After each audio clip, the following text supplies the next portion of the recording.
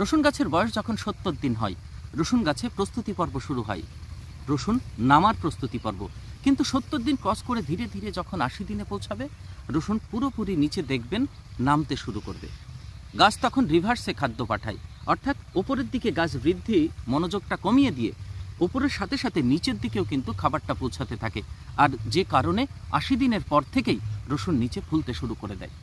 তো এই সময় গাছের সব থেকে ভাইটাল পর্যায়। আর এই সময় দেখবেন আমরা জমি একদম পরিষ্কার করে নিড়িয়ে কুপিয়ে তারপরে আবার একটা সার দেওয়ার প্রস্তুতি নিই। তা এই সময়ের যে সার ব্যবস্থাটা ৭৫, ৮০, ৮৫ দিন বলতে পারেন, এই সময় যে সারগুলো অবশ্যই জমিতে দিতে হবে, আজকের ভিডিওতে সেটা আপনাদের সঙ্গে তুলে ধরবো। দেখুন, এই সময় সাবধানতা অবলম্বন করতে হবে। আমরা উল্টোপাল্টা এই সময় জমিতে যদি সারটা দিয়ে ফেলি, তাহলে আপনার লাভের থেকে ক্ষতির পরিমাণ কিন্তু বেশি হয়ে যাবে। তো কোন কোন সারটা আমরা এই মুহূর্তে দেব না, কোন কোন সাবধানতা অবলম্বন করব, আজকের ভিডিওতে ডিটেলস আলোচনা করব। আপনারা দেখছেন চাষি ভাই গ্রিন ওয়েভে ফার্মার্স ক্রিয়েশন চ্যানেল। আপনাদের সঙ্গে রয়েছি আমি সুশোভন। যে সমস্ত চাষি ভাই এর আগে আপনারা দেখেছিলেন, গাছের চাহিদা অনুসারে আমরা ৫০ দিনের মাথায় যে সারগুলো দিয়েছিলাম, আর এখনও আমরা কিন্তু এই ৮০ দিন বা ৭৫ দিন এই সময় আমরা গাছের চাহিদা অনুসারেই সার প্রয়োগ করব। তো যে সমস্ত চাষি ভাই আপনারা প্রথম চ্যানেলে আসলেন, এই ভিডিওটার মধ্য দিয়ে আপনারা চ্যানেলটিকে সাবস্ক্রাইব করে রাখতে পারেন, বেল আইকনটি প্রেস করবেন, যখনই ভিডিও ছাড়বো তখনই আপনাদের নোটিফিকেশন পেয়ে যাবেন।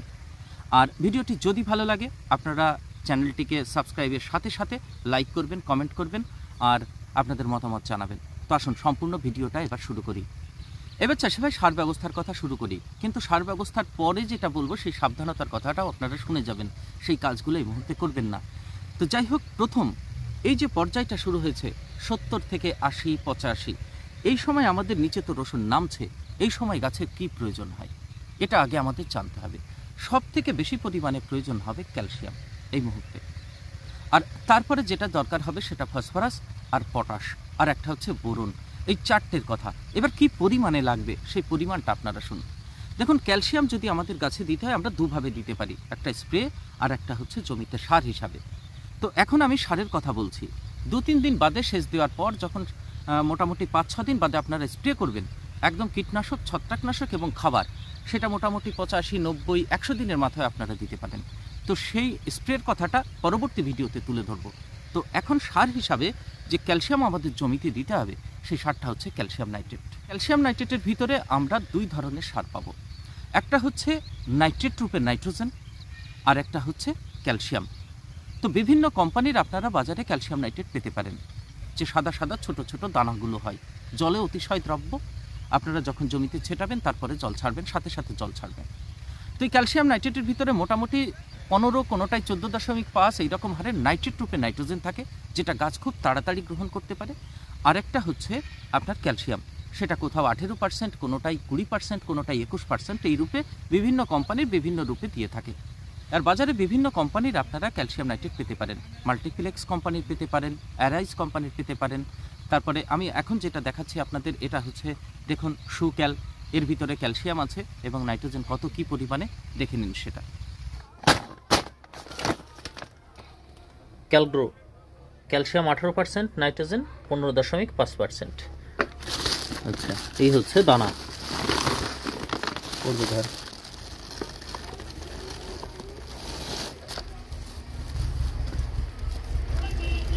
৩৩ শতকের বিঘাতে আপনারা ৬ কিলো ক্যালসিয়াম নাইট্রেট প্রয়োগ করবেন। আর এরপরে যে সারটা আসবে সেটা হচ্ছে পটাশ। পটাশ এই মুহূর্তে আপনারা এড়িয়ে যাবেন না, অবশ্যই গাছে পটাশ দেবেন, কারণ রসুন নামা শুরু হয়েছে। এই পর্যায়ে আমাদের পটাশ গাছে ভীষণ দরকার। আর গাছটাকে আপনাকে টাইটের ভিতরে রাখতে হবে, পাতাগুলো যেন বেশি লম্বা না হয়। তো ১ বিঘা জমিতে আপনারা পটাশ ৬ কিলো ব্যবহার করবেন। ১ বিঘা জমিতে ৬ কিলো পটাশ দেবেন, তাহলে ক্যালসিয়াম গেল, তারপরে গেল পটাশ। এরপরে আরেকটা যেটা হচ্ছে সেটা অবশ্যই আপনাকে দিতে হবে, সেটা হচ্ছে বোরন।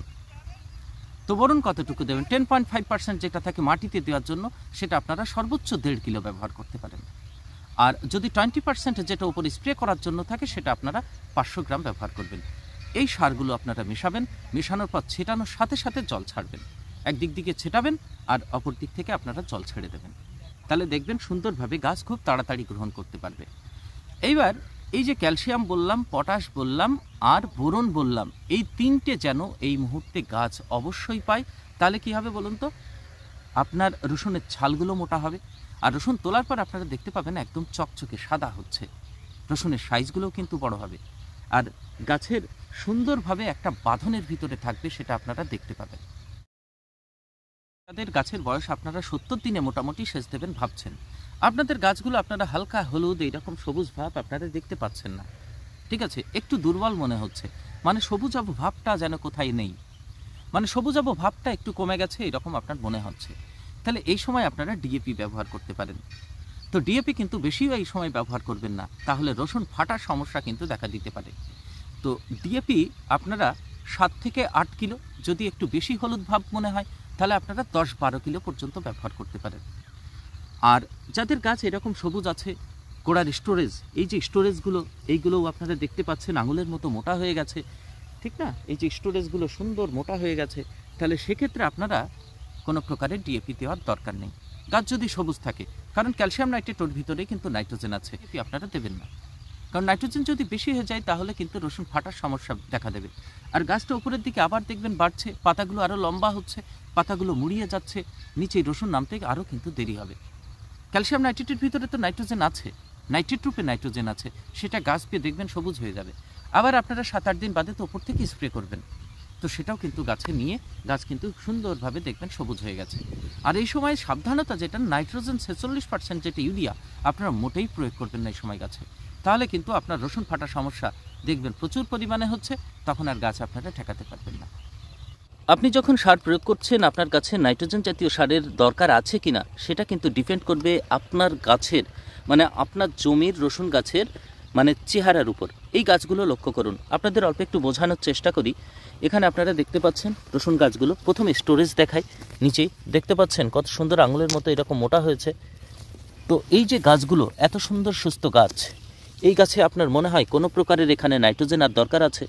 এই সমস্ত গাছে আমরা যদি নাইট্রোজেন প্রয়োগ করি তাহলে এই পাতা কিন্তু আরও বড় হবে, বড় হওয়ার পর পাতাগুলো এরকম মুড়িয়ে যাবে, ঠিক আছে, পাতা মোড়ানোর রোগের আপনারা সমস্যা তখন দেখতে পাবেন।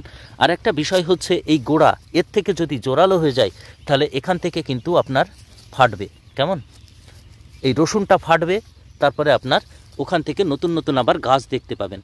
তো আমাদের এই মুহূর্তে ডিএপি অথবা ইউরিয়া তো প্রয়োগ করাই যাবে না, নাইট্রোজেন জাতীয় সার এই রকম গাছ যদি থাকে আপনারা কখনো ভুল করে কিন্তু সেই জমিতে ডিএপি অথবা নাইট্রোজেন জাতীয় সার প্রয়োগ করবেন না।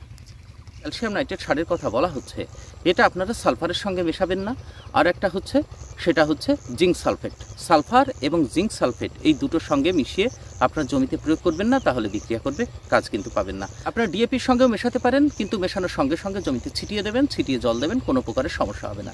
ক্যালসিয়াম নাইট্রেট খুব তাড়াতাড়ি গলে যাবে, গলে মাটিতে মিশে যাবে। এবার দ্বিতীয় আর একটা সাবধানতার কথা, এই সময় সেচ আপনারা মিনিমাম 18, 20, 22 দিন অন্তর অন্তর দিন। খুব ঘন ঘন আপনারা জমির আর্দ্রতা এখন রাখবেন না, নিচে রসুনটা নামবে। এবার বেশি পরিমাণে সেচ দিলে শিকড় কিন্তু ক্ষতিগ্রস্ত হলে গাছ লাল হয়ে যাবে, রসুন কিন্তু ভালোভাবে নামবে না, দেখবেন শিকড়ের সমস্যা দেখা দিতে পারে। তো 18, 20 এইরকম ইন্টারভেলে আপনারা সেচ দিন। এবার মাটি ভেদে সেটা বাড়তে পারে, কিন্তু এবার আপনার মাটিতে দেখা রস ধারণ ক্ষমতা, জল ধারণ ক্ষমতা বেশি, সেক্ষেত্রে আরও দেরিতে আপনার দিতে হতে পারে। তো সেই জন্য সেচটা আপনারা বুঝে শুনে দেবেন। আর এই সেচের জন্যই কিন্তু আপনাদের রসুনে যারা স্টোরেজ করে সেক্ষেত্রে কিন্তু আপনাদের রসুন মোটামুটি দেখবেন কার্বন, মানে কালো কালো রসুনের ওই ছালের নিচে, খোসার নিচে দেখতে পাবেন যারা স্টোরেজ করে রাখেন। তো সেক্ষেত্রে এই সমস্যাগুলো কিন্তু বাড়তে পারে। হঠাৎ করে আবহাওয়ার পরিবর্তন আপনারা দেখতে পাচ্ছেন, রাতে ঠান্ডা থাকলেও দিনের বেলায় দেখবেন যথেষ্ট গরম পড়ছে, দুপুরবেলায় তো আপনার 11টা 12টার দিকে তাপমাত্রা অনেক। তো এইরকম সময় আমাদের পরিবেশে কিন্তু বিভিন্ন ধরনের উড়ন্ত পোকা, থ্রিপস এবং চোষক পোকা জন্ম নেবে, যেগুলো এই সবুজ রসুনের উপরে এসে বসবে, তারপরে রস চুষে খাবে। আর থ্রিপস আপনারা খেয়াল করবেন দুটো পাতার মাঝখানে, এই যে রসুন যে গাছগুলো দেখছেন এই ফাঁকা করে দেখবেন এর মাঝখানে আপনারা থ্রিপস কিন্তু দেখতে পাবেন। তো দেখুন আর না দেখুন, দেখতে পান আর না পান, আপনারা কিন্তু তার আগেই মোটামুটি সেচ দেওয়ার পরপরই আপনারা জমিতে কিন্তু স্প্রে করে দেবেন। আর পাতা যদি এরকম সবুজ রাখতে হয়, ছত্রাকমুক্ত রাখতে হয়, তো সেচের আগে আপনারা অবশ্যই একটা ছত্রাকনাশক স্প্রে করতে পারেন জমিতে। তো এইরকম আবহাওয়ার জন্য ক্যাবডিয়াটপ ছত্রাকনাশক মানে খুবই ভালো কাজ করে। আপনারা ক্যাবডিয়াটপ এই সময় ব্যবহার করতে পারেন অথবা কাস্টেডিয়া ব্যবহার করতে পারেন, সেচের আগে আপনারা দিয়ে দিন। এবার তারপরে আপনার জো হতে হতে 5-7 দিন তো সময় লেগে যাবে। আর তারপরে যে স্প্রেটা করবেন একসাথে খাবার, তারপরে আপনার ছত্রাকনাশক এবং কীটনাশক, সেই স্প্রেটা আপনাদের সঙ্গে তুলে ধরবো। সেচ দেওয়ার আগেই চাষি ভাই জমির মাটি আপনারা আলগা করে দিতে পারেন। এরকম একদম পরিষ্কার, দেখুন কত সুন্দর। মাটি এত শুকিয়েছে তবু কিন্তু মাটি আলগা, এরকম আলগা করে দিতে পারেন। আর যে ঘাসগুলো আছে সেই ঘাসগুলো আপনারা নিড়িয়ে একদম পরিষ্কার করে দিতে পারেন। না হলে এরপরে যে সারটা দিচ্ছেন, তারপরে গাছগুলো জল পেয়ে আরও বড় হবে, তারপরে ওর ভিতরে আপনার নিড়াতে অসুবিধা হবে, আর গাছগুলো ততদিন বড় হয়ে যাবে, মানে ঘাসগুলো। এই জন্য আপনারা জমি পরিষ্কার করে তারপরে জমিতে সেচ দেবেন। এই যে সারগুলোর কথা বললাম, আপনারা যারা 70 অথবা 80 দিন পার হয়ে গেছে তারা কিন্তু 90 থেকে 100 দিনের মাঝেও আপনারা লাস্ট মোটামুটি 90 থেকে 100 আপনার চেষ্টা করবেন 90 দিনের মাঝে দিয়ে দেওয়ার। মোটামুটি সেচের ইন্টারভ্যাল রাখবেন 20 দিন, এবং লাস্ট সেচেও আপনারা কিন্তু এই ক্যালসিয়াম নাইট্রেট অবশ্যই দেবেন, আর সঙ্গে বোরন। তাহলে কিন্তু তার কোয়ালিটি একটা অন্যরকম হবে, একদম গ্লেসি হবে, সাদা হবে, চকচকে হবে এবং সাইজেও বড় হবে কিন্তু। তো যাই হোক, আজকের ভিডিও এ পর্যন্তই। যদি ভালো লাগে ভিডিওটা, চ্যানেলটিকে সাবস্ক্রাইব করে রাখতে পারেন, বেল আইকনটি প্রেস করে রাখতে পারেন, আর একটা লাইক দেবেন যদি ভালো লাগে। আপনাদের মতামত কমেন্ট বক্সে জানাবেন। ভালো থাকবেন সবাই। সম্পূর্ণ ভিডিওটি দেখার জন্য অসংখ্য ধন্যবাদ।